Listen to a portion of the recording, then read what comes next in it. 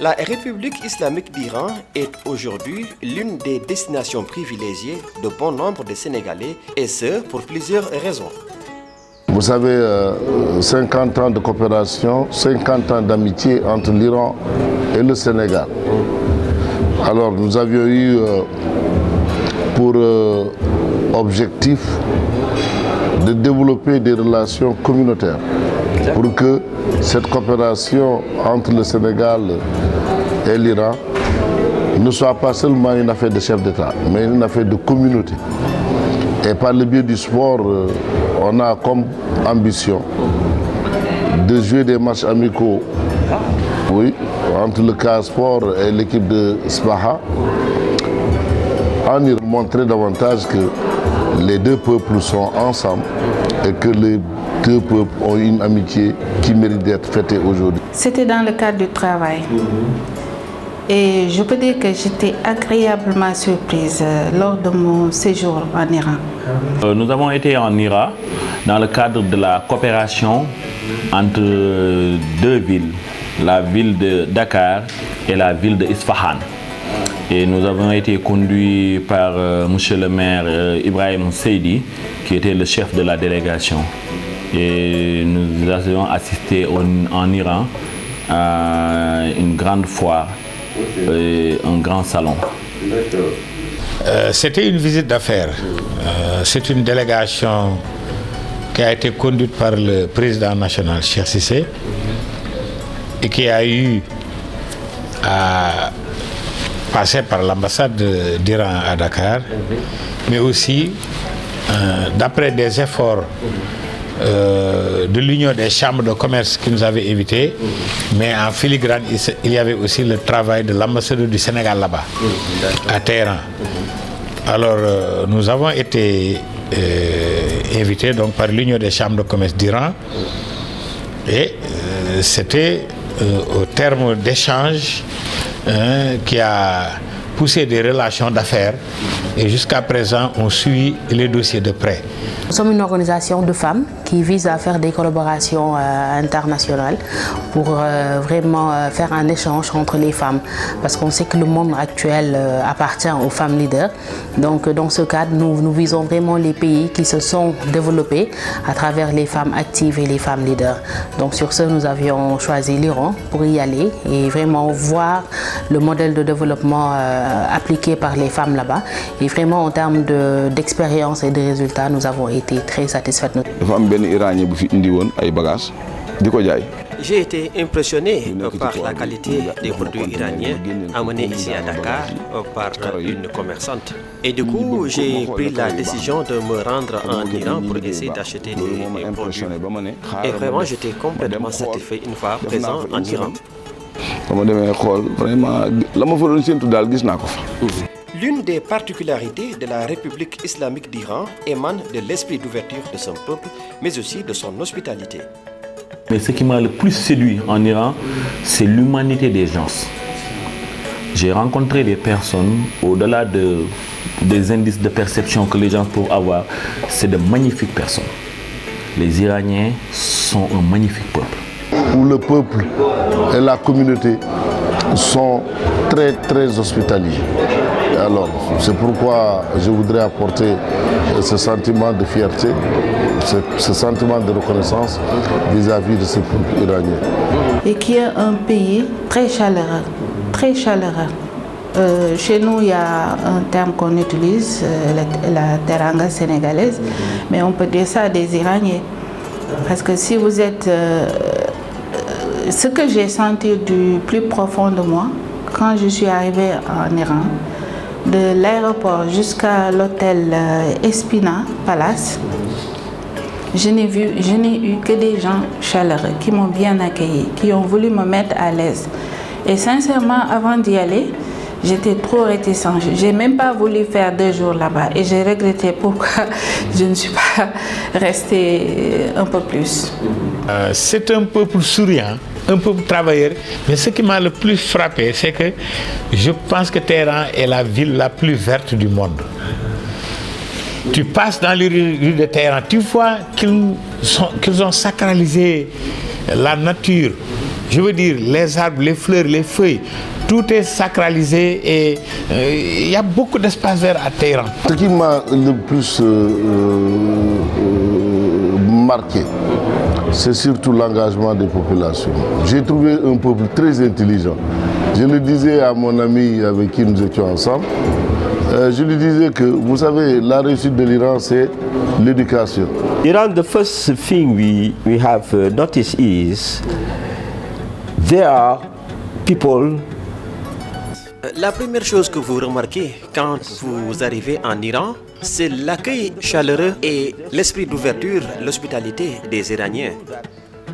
Et du coup, lorsqu'on est arrivé, on a senti qu'on devra faire un très bon partenariat avec les Iraniens.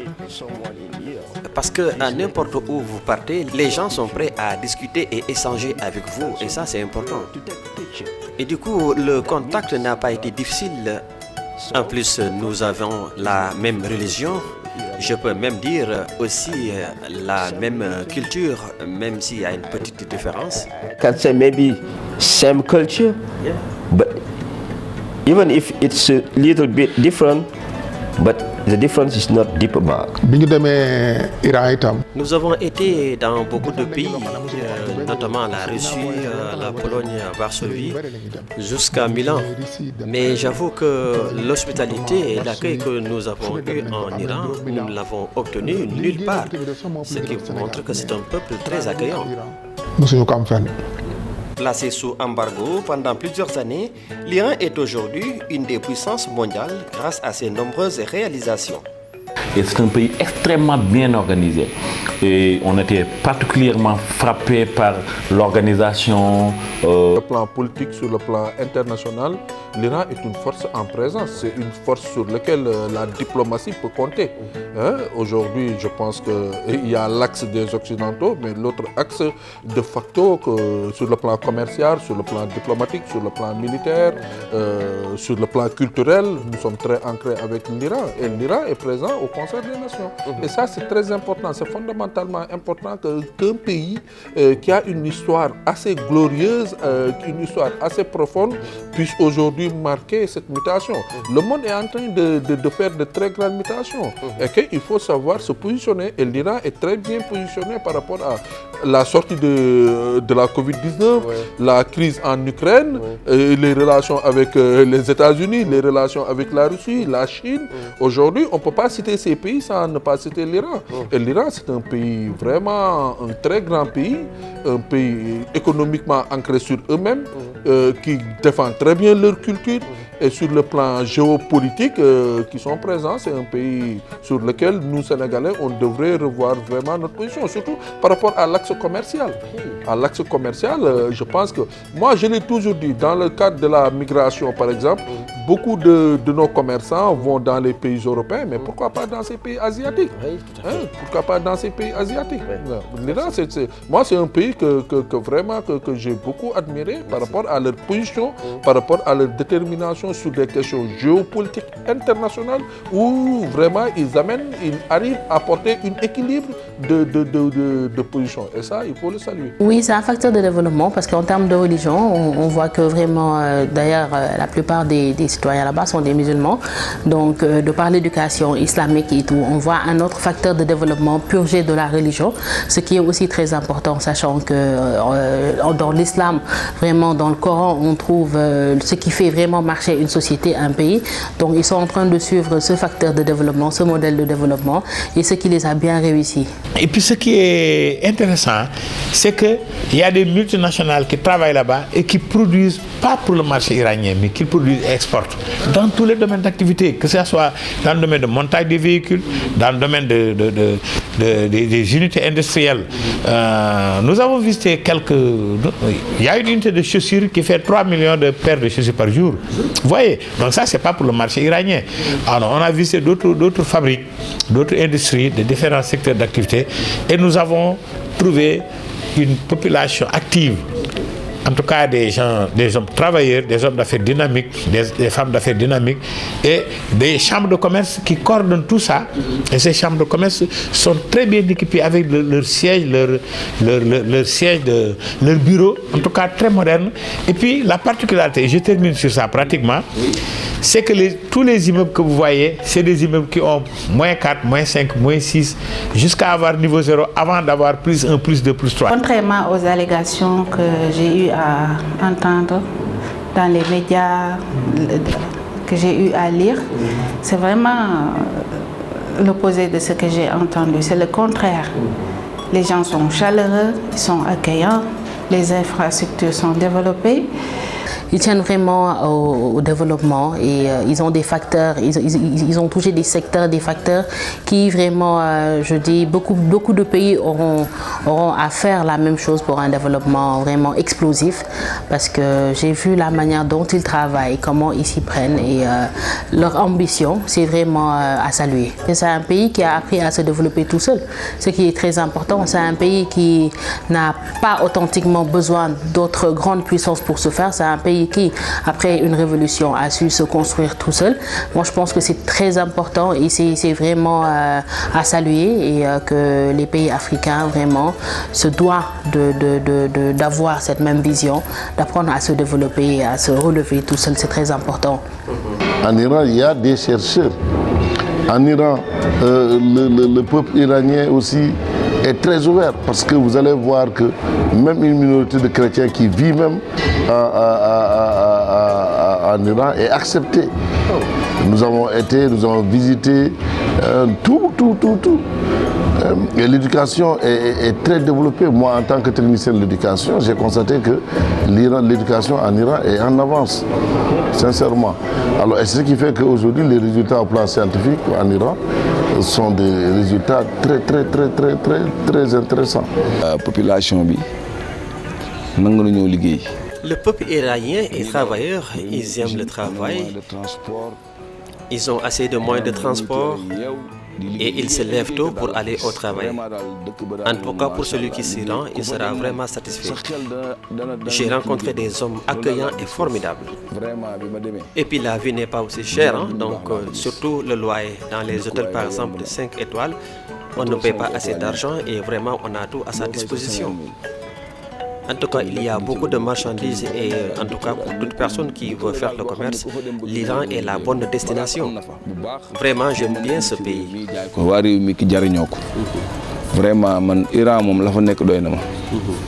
L'Iran et le Sénégal entretiennent d'excellentes relations diplomatiques pendant plusieurs années. Ainsi, plusieurs accords de coopération ont été signés, une manière de raffermir davantage les relations entre ces deux pays frères.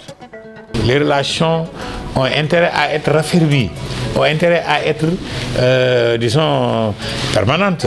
Et je crois que c'est dans ce sens que le président Lina Koyesel continue à travailler avec l'ambassadeur d'Iran ici et le staff qui travaille avec nous. Il y a Serigne Thierno Mbacké, il y a Gana Diène, qui sont tous des conseils spéciaux du président Cheikh Cissé. Et ils sont là pour, disons, accompagner cette dynamique. Hein, et je peux vous assurer que ça a bien débuté et ça va continuer. Et les prochains jours, en tout cas l'avenir ne va pas démentir la solidité des relations entre les deux pays. Autant relations diplomatiques, les deux ambassades, les deux présidents, les deux chefs d'État, les deux gouvernements, mais surtout les deux secteurs privés. La ville de Dakar est dans des perspectives de collaboration avec la ville de Isfahan pour raffermir les relations diplomatiques entre l'Iran et le Sénégal et l'inscrire dans des échanges qui pourraient être bénéfiques aux deux peuples. Les deux peuples sont ensemble et que les deux peuples ont une amitié qui mérite d'être fêtée aujourd'hui. 50 ans d'amitié, 50 ans de coopération, 50 ans de diplomatie. Ça mérite cette relation entre les peuples, entre les communautés. Nous avons obtenu de très bons contacts en Iran concernant donc d'abord le secteur privé et il y a certains domaines qui concernent également l'État parce qu'il y a de grands marchés et des investissements qui ne peuvent pas se faire en dehors de l'État. Alors nous sommes en train de faire des démarches pour essayer de fructifier ces échanges entre les Iraniens également. Et sachant que nous, Ina Sall, entretenons d'excellentes relations avec les autorités sénégalaises, nous allons en parler avec le président de la République, Macky Sall, justement pour faciliter ces relations en ce qui concerne certains investissements. Les autorités diplomatiques qui sont à l'ambassade, ils peuvent jouer le jeu. Mais ce que je peux dire, c'est que les élèves qui sont ici, les étudiants qui sont ici, ils seraient très contents vraiment de pouvoir avoir ce jumelage entre les villes sénégalaises et iraniennes. Et pour preuve, l'excellent travail mené par son Excellence, Monsieur l'ambassadeur de la République islamique d'Iran au Sénégal, le professeur Mohamed Reza Deshriri. Son Excellence Mohamed, qui nous a facilité tout ça, parce que c'est un ambassadeur de développement. Parce qu'aujourd'hui, grâce à lui, l'Iran est connu ici, beaucoup plus connu d'ailleurs. Beaucoup plus connu, parce qu'il ne s'arrête pas seulement à la diplomatie supérieure, mais il s'occupe en même temps de la diplomatie d'en bas, celle des communautés. Je commence par remercier Monsieur l'ambassadeur de l'Iran d'avoir fait son choix sur ma modeste personne, ce qui est vraiment un honneur. Donc on a eu à avoir des collaborations très saines. Donc sur ce, j'ai été en Iran pour découvrir le pays pour une première fois et c'est un voyage que j'ai beaucoup aimé. Je suis également Excellence ambassadeur bu. Je rends grâce à Dieu et remercie son Excellence, Monsieur l'ambassadeur d'Iran à Dakar, Monsieur Deshriri, puisque c'est lui qui nous a facilité ce déplacement en Iran et vraiment nous avons eu de très bonnes collaborations.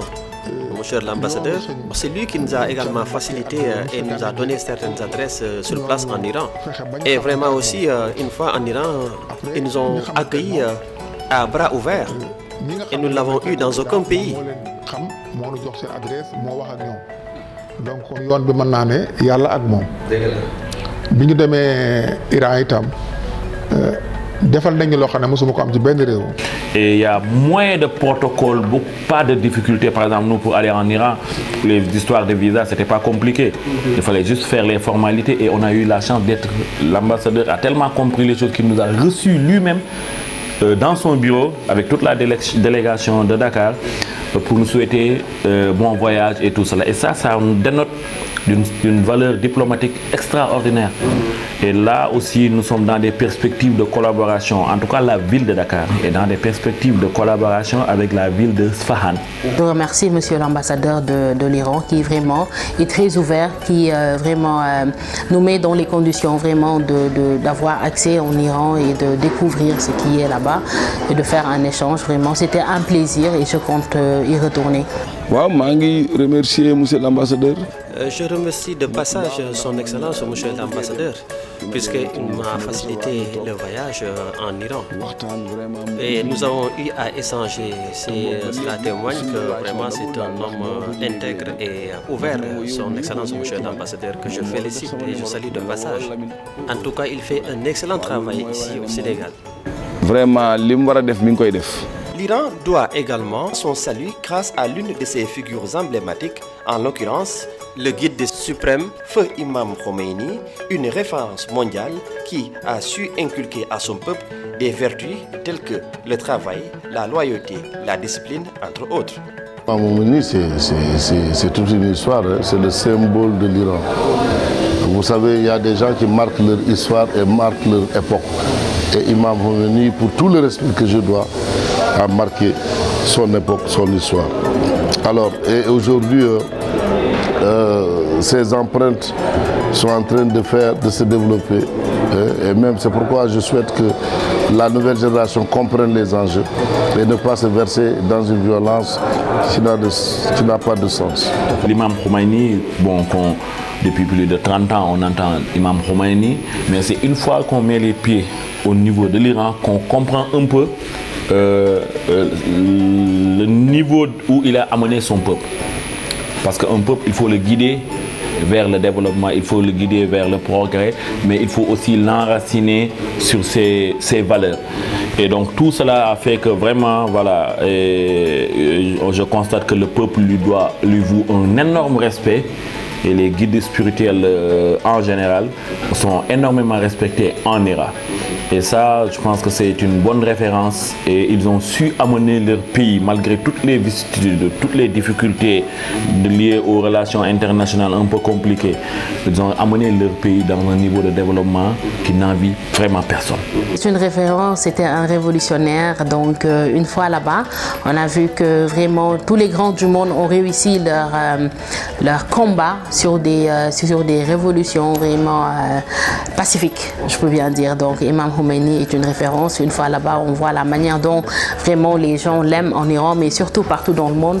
On est musulman, on peut ne pas parler de Imam Khomeini et tout. C'était vraiment un guerrier de l'islam. Donc c'était avec fierté d'être en Iran, de voir les œuvres qu'il a eu à réaliser, cette torche de libération qu'il a laissée dans le pays. C'était vraiment fascinant. Donc c'était un plaisir en tant que musulmane, vraiment. Imam Khomeini donc, a fait ses activités, que ce soit religieuses, politiques, poétiques, comme vous voulez, dans cette période-là. Vous voyez ? Dans cette période-là, il y avait donc un roi très puissant qui gouvernait et qui avait donc qui voulait changer, si vous voulez, donc d'après son programme politique, le mode de vie iranien. Parce qu'il avait fait une ouverture vers l'Occident en essayant de changer le comportement des Iraniens, qui étaient des musulmans. Il faut le dire, c'est des musulmans. Oui. Voyez, donc l'ouverture, lui, il appelait ça modernisation de l'État iranien. L'imam Khomeini, qui a beaucoup de, je peux même dire, disciples au Sénégal, hein, des gens qui l'adorent, des gens qui suivent ses conseils, et il constitue une icône de l'islam, hein, mais surtout un exemple de révolution dans le monde. Et l'Iran, quand même depuis lors, charrie beaucoup d'espoir par rapport au monde musulman. Son successeur, l'actuel guide suprême, l'Ayatollah Khomeini, joue également un rôle remarquable pour la restauration des valeurs, mais aussi l'émergence du pays. Peuple iranien, vous êtes un peuple magnifique. We love you. Les témoignages sont unanimes sur le niveau de développement de la République islamique d'Iran, traduisant ainsi la vision de feu Imam Khomeini, sans compter l'hospitalité exemplaire de sa population et surtout de leur esprit d'ouverture. Un peuple travailleur avec une administration forte et la conjugaison de tous ces efforts ayant fini de faire de la République islamique d'Iran l'une des plus grandes puissances au monde.